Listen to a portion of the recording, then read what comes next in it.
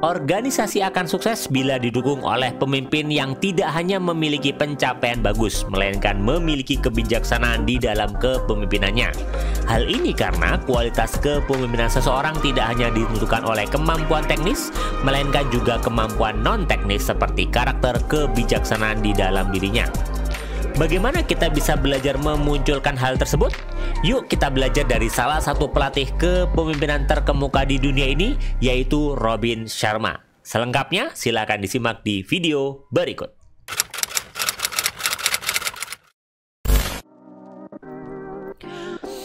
Robin Sharma adalah seorang penulis, pembicara motivasi, dan konsultan kepemimpinan yang terkenal. Dia lahir pada tanggal 16 Juni 1965 di Hawkesbury, Ontario, Kanada. Sharma dikenal karena karyanya yang menginspirasi dan motivasi, terutama melalui bukunya yang berfokus pada pengembangan pribadi, kepemimpinan, dan kehidupan yang bermakna. Sharma memperoleh gelar sarjana di bidang hukum dari University of Dalhousie dan gelar MBA Master of Business Administration dari Shoreditch School of Business di York University. Setelah menyelesaikan pendidikan formalnya, dia memulai karirnya sebagai pengacara, tetapi kemudian beralih ke dunia konsultasi dan pembicara motivasi. Kesuksesan besar Sharma sebagai penulis dimulai dengan bukunya yang sangat populer, The Monk Who Sold His Ferrari, 1997.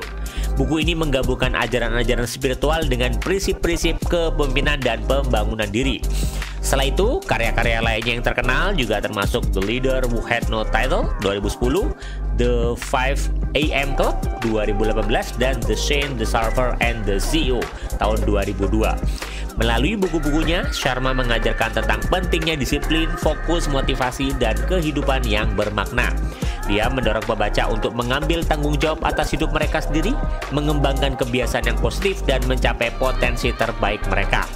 Selain menulis, Sharma juga adalah seorang pembicara motivasi yang terkenal. Dia sering diundang untuk memberikan ceramah dan pelatihan di berbagai konferensi dan acara di seluruh dunia. Melalui pidatonya yang energik dan penuh inspirasi, Sharma menginspirasi jutaan orang untuk mengubah hidup mereka dan mencapai kehidupan yang lebih baik. Robin Sharma juga mendirikan Sharma Leadership International Inc., sebuah konsultan yang berfokus pada pengembangan kepemimpinan dan pelatihan. Perusahaan ini bekerja dengan individu, tim, dan organisasi untuk membantu mereka mencapai kinerja yang luar biasa dan mencapai kesuksesan yang berkelanjutan. Selama karirnya, Sharma telah menerima banyak penghargaan dan pengakuan atas kontribusinya dalam bidang pengembangan pribadi dan kepemimpinan. Dia diakui sebagai salah satu pembicara motivasi terkemuka di dunia dan bukunya telah menjadi bestseller internasional dengan jutaan eksemplar terjual di seluruh dunia.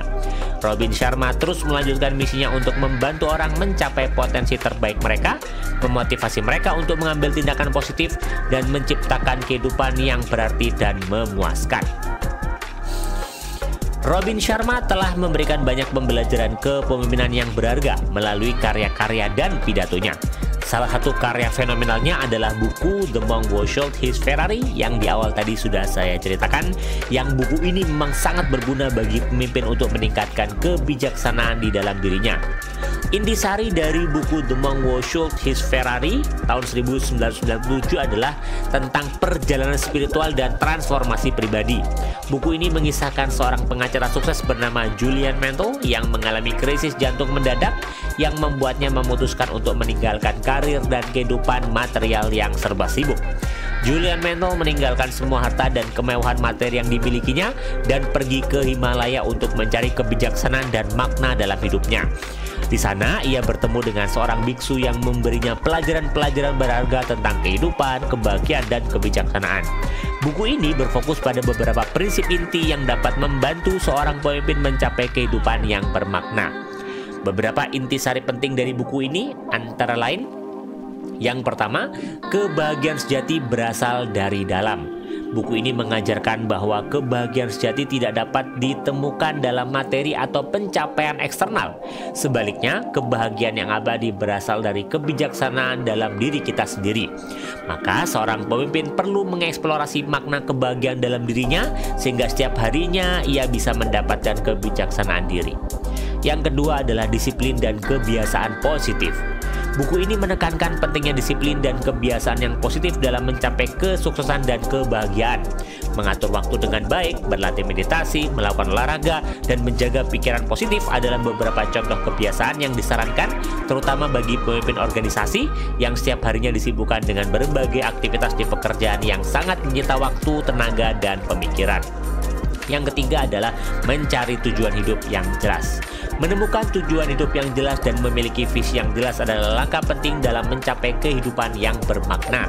Buku ini mengajarkan pentingnya memiliki tujuan yang memotivasi dan memberi arah pada setiap tindakan kita. Hal ini pada akhirnya akan memampukan pemimpin untuk mengarahkan timnya untuk mencapai tujuan dan visi yang lebih besar lagi.